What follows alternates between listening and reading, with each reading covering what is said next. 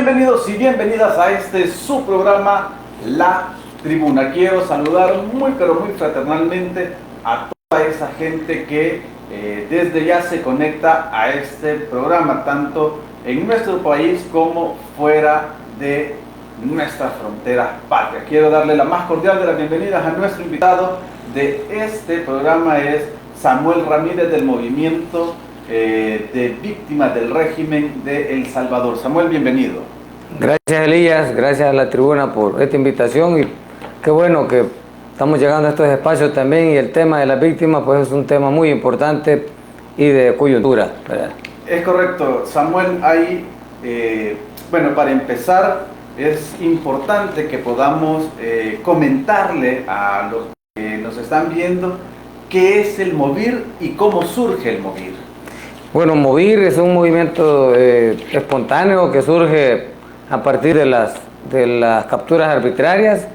Estábamos en el bloque de Resistencia y Rebeldía Popular escuchando muchas peticiones de las víctimas que el bloque que iba a hacer por este sector. Entonces dijimos, después de esperar unos cuantos meses, porque también estábamos claro que El Salvador estaba sometido por las pandillas, y también pensamos que el régimen iba a servir para combatir las pandillas. Entonces esperamos un tiempo para ver cómo se desarrollaba, y cuando vimos aquellas capturas masivas, personas inocentes, sin ningún delito que perseguir, sin ningún proceso judicial, que eran capturados jóvenes de comunidades de alto riesgo, marginales, pobres, redadas, dijimos, no, mira, aquí está pasando algo. Entonces organicemos a las víctimas, porque también las organizaciones defensoras de derechos humanos estaban colapsadas, ya no podían dar más atención porque la capacidad era muy mínima. Entonces dijimos, aquí no hay otra que las mismas víctimas se organicen y luchen por defender sus derechos y busquen ayuda donde sea posible. Entonces así surge MOVIR. Es correcto, era un momento bastante delicado por la coyuntura. Se establece el régimen de excepción en El Salvador, y esto sirve además para ir a capturar a mucha gente sin seguir el debido proceso. Además, en esos momentos se obtuvieron datos, hubieron organizaciones como ONGs que plantearon que muchos de los que estaban siendo capturados eran jóvenes de las comunidades, aquellos jóvenes de escasos recursos. Ustedes, Samuel, han tenido o llevan, mejor dicho, alguna estadística de cuántas personas ha atendido el MOVIR con todo este tema de las capturas arbitrarias. Bueno, MOVIR tiene un estimado de unas 4.000 personas a las cuales estamos atendiendo. Son personas que todavía no han logrado liberar a sus seres queridos, siguen en la lucha, ya varios fueron liberados. Tenemos información, por lo menos, pienso que unas 200 personas ya fueron liberadas de la gente de MOVIR, pero hay otros que han sido recapturados. O sea que aquí las personas salen libres condicionalmente, y luego los recapturan porque tenían antecedentes, porque ya quedaron manchados en la dirección de centros penales o en la policía.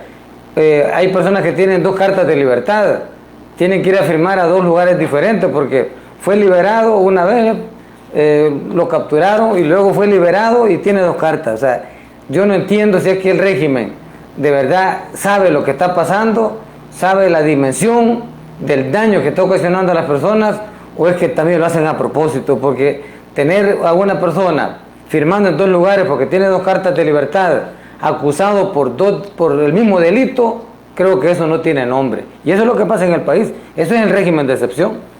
Sí, también hemos podido observar, por ejemplo, que han hecho varias conferencias de prensa donde han denunciado, por ejemplo, que no se ha llevado el debido proceso a la hora de capturar a estas personas. Estamos hablando de gente que ha presentado los suficientes atestados, ¿verdad?, para poder demostrar que no son delincuentes, para demostrar que son personas productivas para esta sociedad, para demostrar que no tienen ningún vínculo con las pandillas. Porque es importante, Samuel, aclarar que el MOVIR defiende personas inocentes.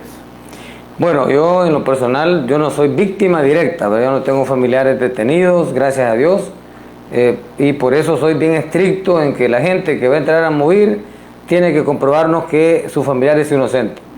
O sea, yo creo que también eso me ayuda bastante a tener esa capacidad.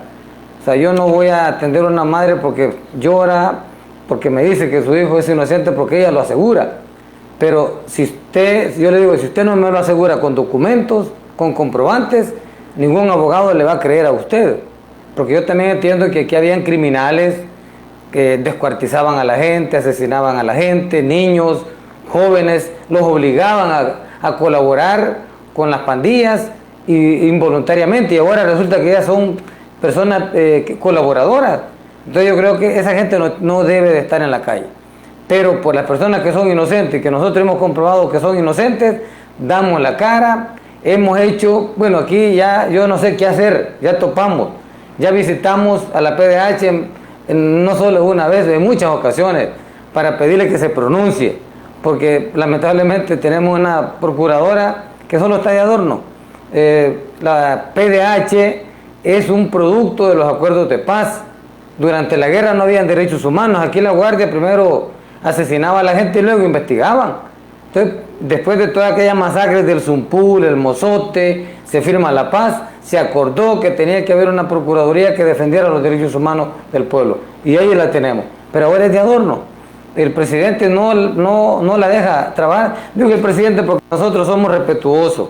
MOVIR es un movimiento que no lo pueden catalogar que somos un movimiento de oposición o político. Somos un movimiento que simplemente nos dedicamos a defender derechos de las víctimas. Entonces, y ahorita tenemos alguna buena relación con Andrés Guzmán, con la misma Casa Presidencial, que le hemos presentado una cantidad de arraigos donde se comprueba que son inocentes las personas, y tenemos algunas señales ahí que quieren escuchar a MOVIR. Entonces queremos que esa relación se mantenga y estamos a la expectativa que realmente se liberen a las personas que hemos presentado, porque ahí van todos los arraigos, y por eso pues estamos tratando de que se mantenga la relación muy armónica, de respeto, pero si vemos que no cumplen, pues vamos a continuar con la denuncia pública, porque este tema, las víctimas no pueden esperar más tiempo, se están muriendo en las cárceles.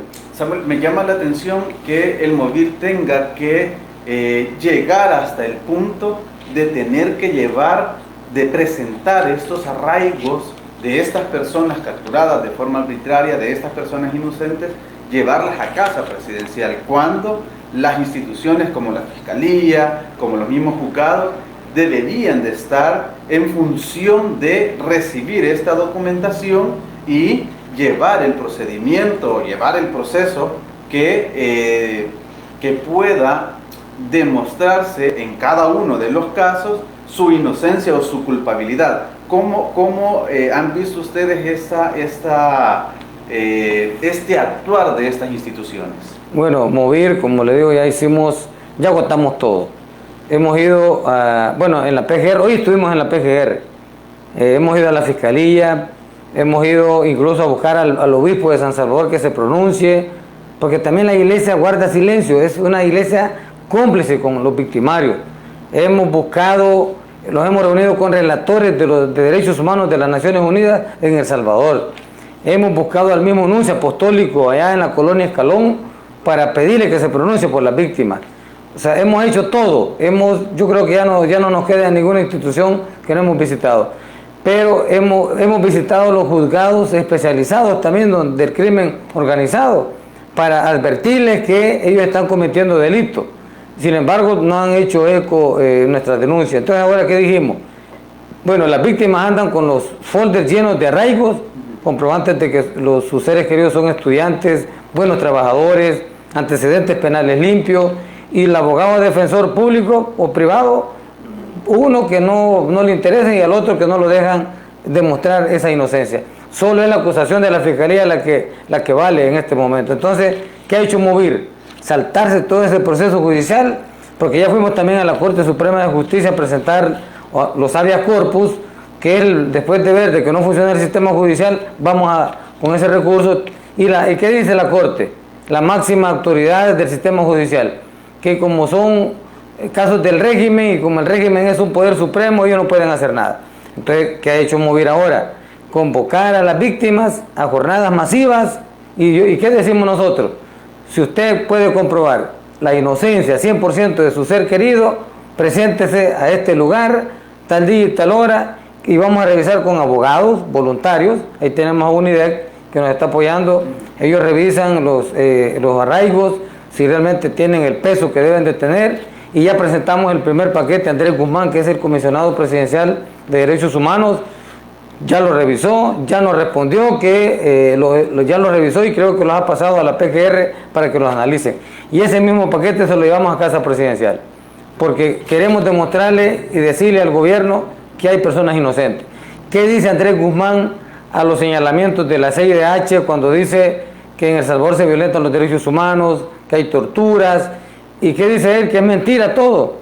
Tienen denuncia para que ellos puedan asegurar de que lo que dicen estas organizaciones es verdad. Entonces nosotros hemos ido a la oficina del despacho de este señor Andrés y le hemos dicho: mire señor, aquí están, estos son violaciones a los derechos humanos. Personas que tienen antecedentes penales limpios, que no habían cometido ningún delito, y antecedentes penales recientes y no habían cometido delito. Entonces significa que es una captura arbitraria. Hay una violación a los derechos humanos, hay una violación al debido proceso.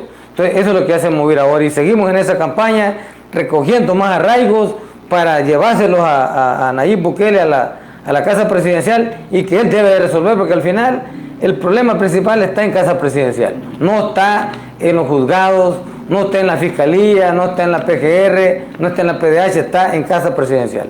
Es interesante, Samuel, porque, a ver, se presenta toda esta documentación como lo establece el proceso, ¿verdad? Todo ciudadano, bueno, para empezar, existe la presunción de inocencia. Aquí todos son inocentes hasta que se demuestra lo contrario, ante un juez, ante un juzgado, y para eso existen los procesos legales, un abogado, bueno, la fiscalía acusa, el abogado defensor presenta la documentación, las pruebas, etcétera, etcétera. Y luego, entonces, al demostrar esta inocencia, deberían de salir libres. Pero ¿qué está sucediendo? Porque hay casos, por ejemplo, de personas que tienen 1 año, 2 años, incluso algunos ya van a cumplir 3 años de estar capturados bajo el régimen, y incluso algunos con orden de, ya con carta de libertad. ¿Qué está sucediendo con estos casos? Bueno, nosotros en esos paquetes ahí va gente con enfermedades terminales. Hemos priorizado en ese sector personas. Miren, bueno, y antes que nada que se me olvide, tenemos un caso tan emblemático. Este joven, él es un joven que trabajaba en el MOP, es de La Libertad. Él fue capturado arbitrariamente porque no tenía órdenes de captura, no tiene los antecedentes penales limpios. Y resulta que lo liberaron de esta forma. Mire, desnutrición severa. Este muchacho lo dejaron morir o lo mataron en la cárcel. Para nosotros es un asesinato por parte del régimen de excepción. No darle la atención médica. Su madre dice que anduvo rebotando en varios hospitales sin alguien que se preocupara por darle de comer. Fue liberado el 1 de octubre y murió el 13. ¿Quién va a pagar por este crimen? O sea, nosotros pedimos justicia, también pedimos reparación, y tenemos otros casos emblemáticos de un joven que fue capturado. Él venía ebrio de la playa. Lo capturaron antes del régimen, pasó 3 meses detenido y luego resolvió y salió libre. Hoy con el régimen lo capturan, porque el régimen eso es lo que tiene, que ha recapturado mucha gente que ya había sido capturado anteriormente por algún delito, que tal vez cometió o no cometió, pagó la pena, pero el régimen lo ha vuelto a revictimizar. ¿Y qué pasó con este joven? Lo mataron. Él fue asesinado en la cárcel, que no lo tengo aquí en la foto, porque es muy dura. Tenía un orificio en la cabeza, le sacaron los ojos y le sacaron el cerebro. Y esto me lo dijo el hermano, porque ellos vieron el cuerpo. Entonces yo pregunto, bueno, ¿quién es más asesino? ¿Las pandillas cuando descuartizaban a la gente afuera, o el régimen que los deja morir en la cárcel, los asesina, o los custodios, o los mismos pandilleros? Porque también en la cárcel hay información que los pandilleros son los que mandan. Ellos dan las órdenes de levantarse, de acostarse, de ir a comer. Entonces pareciera también que no es cierto que se esté combatiendo a las pandillas. Pues yo pregunto a Bukele que me diga a mí, que me demuestre de que realmente eso no está pasando en los penales. Queremos información, queremos transparencia, pero nadie responde. El régimen siempre dice que todo está tranquilo, no hay muertos, aquí no hay violación a los derechos humanos, entonces nadie se pronuncia. Y si están callando es porque algo están otorgando, como dice el dicho popular. Es interesante, Samuel. Yo quisiera que nuevamente observemos esta imagen que nos ha traído Samuel para que la vean. Es un joven que fue capturado bajo el régimen. Pareciera, Samuel, una foto del Holocausto, de aquellos campos de concentración nazi. Así terminaban lastimosamente los que llegaban a estos campos de concentración, pero no es una persona de un campo de concentración, un salvadoreño al que nunca le lograron comprobar ningún delito, que lo entregaron en esas condiciones, y así hemos podido observar a través de medios de comunicación no alineados al gobierno casos como este, casos que, como bien decías, ¿quién va a pagar por estas injusticias? ¿Quién va a hacer alguna labor de reparación? Porque vemos lo que sucede en esa imagen con este joven que fue capturado bajo el régimen, entregado en esas condiciones, pero alrededor de él hay una familia, hay una mamá, hay hermanos, hermanas, etcétera, etcétera. Según algunas organizaciones, hay más de 315 personas asesinadas en centros penales. ¿Qué información tienen ustedes en relación a las muertes dentro de los centros penales? Bueno, ese dato es bien difícil tener certeza, porque claro, son los datos que se le salen al régimen. Por ahí hay una organización que maneja 320, parece. Nosotros creo que andamos por los 300, pero por eso claro, no da cifra, porque nos vamos a contradecir. Pero sí, ya 300 muertos, y esto es lo que se sabe, pero yo creo que pasan de 1000 los muertos. Sí, la cifra sabemos que hay una fosa común en el cementerio de La Bermeja. Yo fui a esa fosa común. Un joven que fue capturado en Chalatenango, en los Horcones, en La Palma. Él estuvo preso en Mariona. La mamá estuvo presentando paquete hasta diciembre del 2022 y murió en junio del 2022.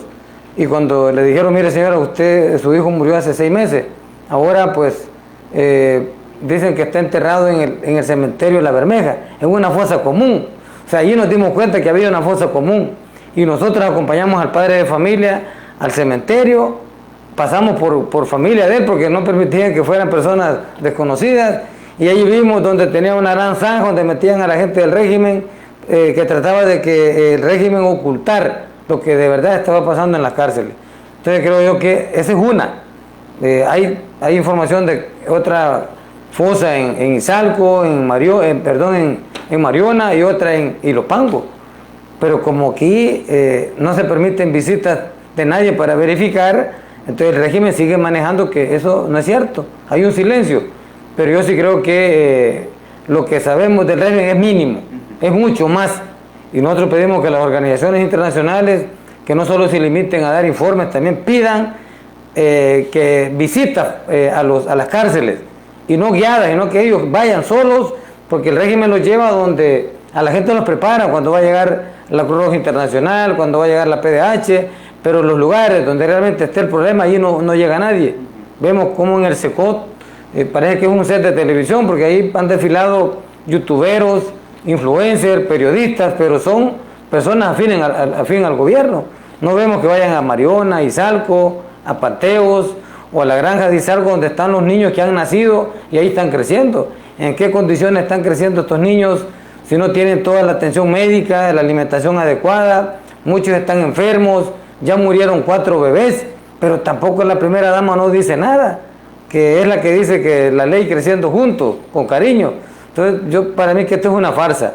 O sea, es una forma de seguir dándole a tol con el dedo, más espectáculos, más luces, y pues con eso quieren que todo el mundo se va a quedar tranquilo, pero la verdad que los defensores de los derechos humanos, pues creo que ya logramos convencer a una buena parte de la población que sí hay violación a los derechos humanos, que no es cierto que el país es seguro. Es grave, Samuel, es grave lo que nos estás compartiendo, en el sentido que, y varias organizaciones defensoras de derechos humanos lo han planteado, hay torturas dentro de los centros penales, incluso muchas de esas personas torturadas terminan muertas de formas que uno se queda impresionado el nivel de barbarie utilizada para torturar, asesinar gente, niños menores de edad muertos en los centros penales, y el nivel de la gravedad, el nivel de la deshumanización que tienen estas instituciones es realmente lamentable, es tristemente lamentable. Sin embargo, existen voces como el MOVIR, existen voces como otras organizaciones que están poniendo el dedo en el renglón para que todo esto que está sucediendo se sepa. Samuel, si una persona de los que nos están viendo, ojalá no sea así, pero si alguna persona tiene alguna dificultad, han capturado a algún familiar de forma arbitraria, tiene los suficientes atestados para demostrar su inocencia, ¿cómo puede hacer para contactarlos, para poder recibir ese apoyo del MOVIR, y cuál es el apoyo que el MOVIR da a estas personas? Bueno, MOVIR, todo lo que hacemos es gratis, no cobramos por nada, porque la verdad que es un movimiento de ayuda a la gente, de solidaridad con la gente. Nosotros damos asesorías legales con voluntarios, tenemos varias organizaciones que nos apoyan, que cuando pedimos apoyo ahí están ellos listos para darlo, apoyo legal, apoyo psicológico, incluso hasta apoyo en víveres nos han dado en algunas ocasiones. Entonces, para una persona que tiene un ser querido que ha sido capturado, bueno, ahora tenemos que hay un cerco militar en San Marcos. Correcto. ¿Qué son estos cercos militares? Es desplegar un montón de soldados, hasta tanquetas, carros blindados en San Marcos.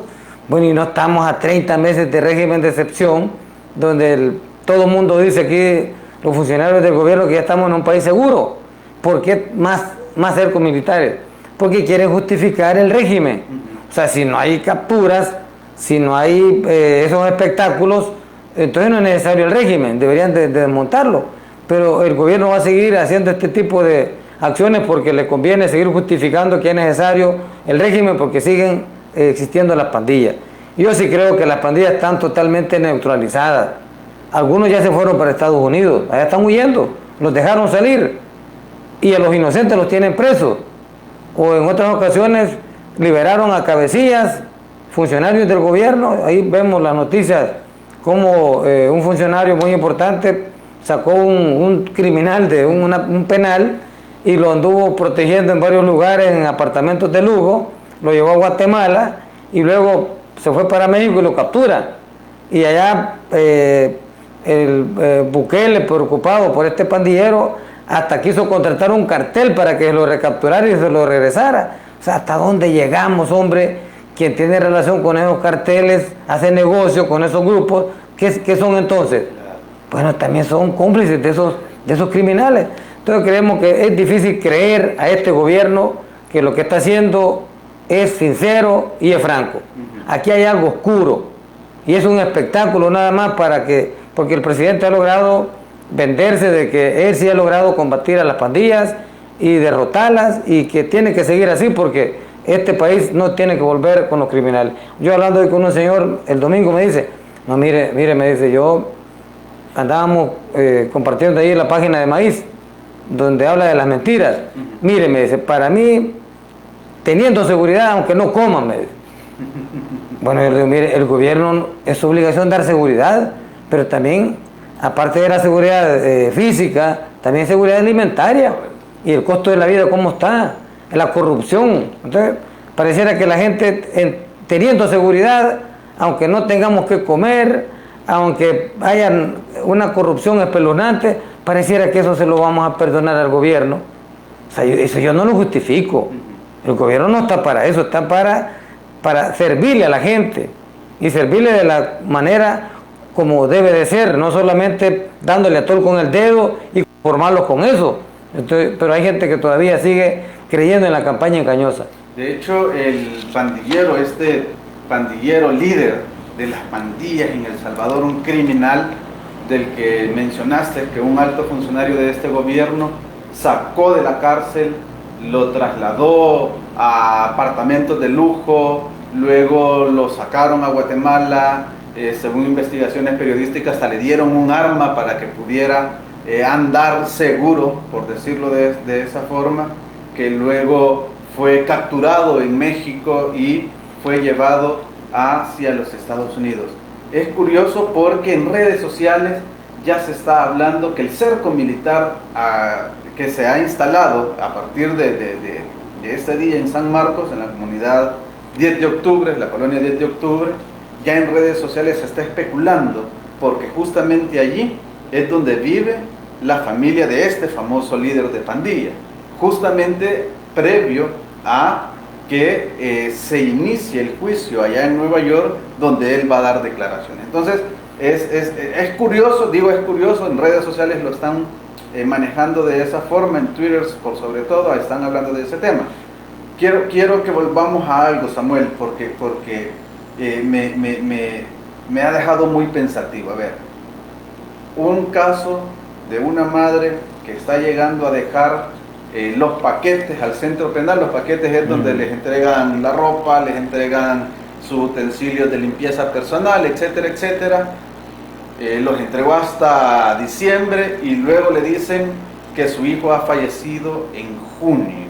¿Acaso, Samuel, el sistema penitenciario, judicial de este país no está en la obligación, primero, de salvaguardar la vida? Porque que esté en la cárcel no quiere decir de que está condenado a muerte, está privado de libertad, ¿verdad?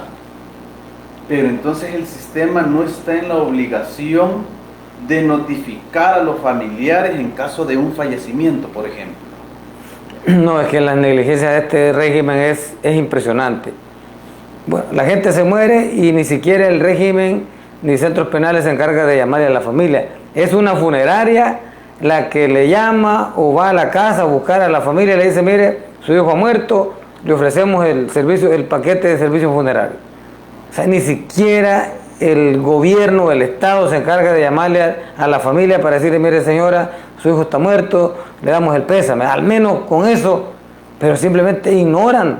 O sea, la gente la tiran, que si se muere, pues que se muera, pero para el régimen ya no hay derechos para estas personas. Ya fueron condenados previamente.